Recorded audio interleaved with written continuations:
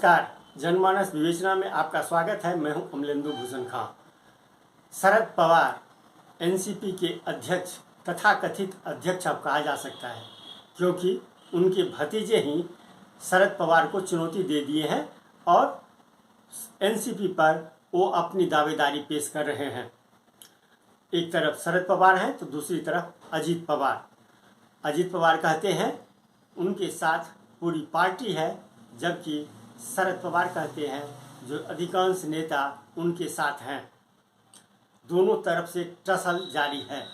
अजीत पवार महाराष्ट्र में उप मुख्यमंत्री बने हुए हैं और शरद पवार पार्टी अध्यक्ष पद का दावेदार कह रहे हैं, बने हुए हैं। दूसरी तरफ एनसीपी अजीत पवार गुट के अध्यक्ष अजीत पवार ही हैं। दोनों जो टकराव चल रहा है, इसमें कई राजनीतिक लड़ाइयाँ सामने आ रही है। पार्टी पर कब्जा किसका होगा, अब ये चुनाव आयोग के पास भी मामला जा चुका है। चुनाव आयोग क्या फैसला लेता है, यह देखना उस समय की बात है। लेकिन आप देख चुके हैं कि उद्धव ठाकरे यानी शिवसेना जो था दो गुटों में बटा। एक गुट एकनाथ शिंदे जो कि महाराष्ट्र के मुख्यमंत्री हैं, तो दूसरी तरफ उद्धव ठाकरे ये शिवसेना के दावेदार थे। उद्धव ठाकरे शिवसेना के वो अध्यक्ष बने हुए हैं और इस तरह से विभक्त हुआ और एकनाथ शिंदे मुख्यमंत्री की कुर्सी पर अभी भी काबिज है। शरद पवार दिल्ली में बैठक दर बैठक करके अपनी दावेदारी और ये कह रहे हैं उम्र कोई बात नहीं, 90 हो या 82 हो या 92, लेकिन पवार है, उसमें उम्र की बाध्यता कुछ नहीं है और पार्टी पर मेरी पकड़ है, मैं ही अध्यक्ष हूँ। उनकी बेटी सुप्रिया सुले और अजीत पवार चाचा भतीजा के बीच जो लड़ाई जारी है वो काफ़ी दिलचस्प मोड़ पे है। महाराष्ट्र में अजीत पवार गुट के यानी शरद पवार गुट के एनसीपी के विभक्त होने से, दो गुटों में बंटने के बाद से महाराष्ट्र की राजनीति में काफ़ी परिवर्तन हुआ है। एकनाथ शिंदे की कुर्सी भी हिलती दिख रही है, तो दूसरी तरफ ये देवेंद्र फडणवीस और अजीत पवार के बीच में तारमतार ये समन्वय जो है वो नज़दीकियाँ बढ़ रही है। उसके कारण एकनाथ शिंदे जो है वो काफ़ी चिंतित दिखाई पड़ रहे हैं।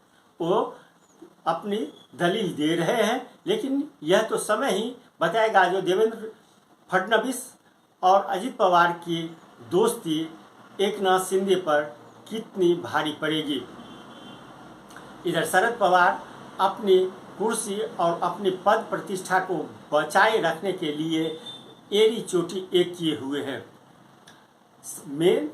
मुख्य बात यह है कि आने वाले लोकसभा चुनाव के दौरान शरद पवार की जो क्षमता, ताकत या औकात कहिए, वो पता चलेगा। लोकसभा चुनाव के दौरान लोग, महाराष्ट्र की जनता शरद पवार को कितना तवज्जो देते हैं, कितना महत्व देते हैं, कितना प्यार देते हैं, यह तो वोट और चुने हुए प्रतिनिधि के आधार पर ही तय होगा।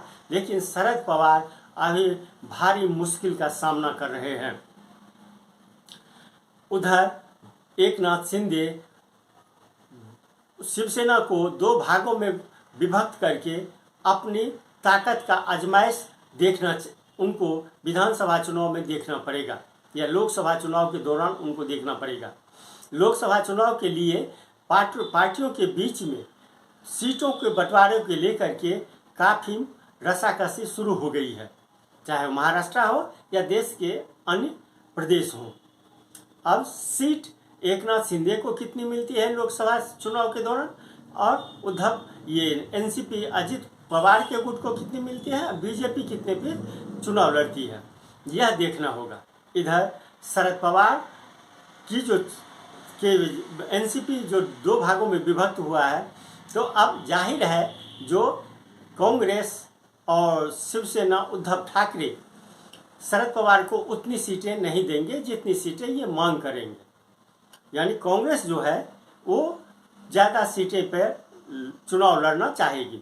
शरद पवार भी कांग्रेस को लात मार करके या दगा दे करके वो अलग एनसीपी बनाए थे। आज शरद पवार उसी का खामियाजा भुगत रहे हैं। आज के लिए बस इतना ही, हमें दीजिए आज्ञा। नमस्कार। आप मेरे चैनल को ज़रूर लाइक करें और सब्सक्राइब करें। आपका बहुत बहुत धन्यवाद। राष्ट्रवादी कांग्रेस पार्टी का मैं प्रेसिडेंट हूँ।